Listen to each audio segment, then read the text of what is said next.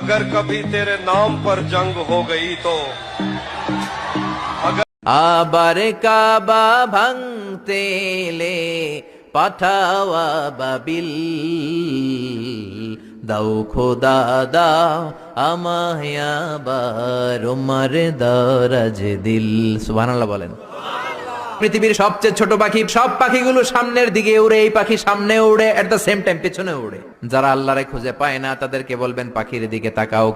আওয়ালাম ইয়ারাউ ইলাত তায়রি ফাওকাহুম সাফাতিন ওয়া ইয়াকবিদ মা ইউমসিকুহুন্না ইল্লার রহমান ইন্নাহু বিকুল্লি শাইইন বাসীর। নাস্তিকগুলো কি আমার পাখিগুলোর দিকে তাকায় না?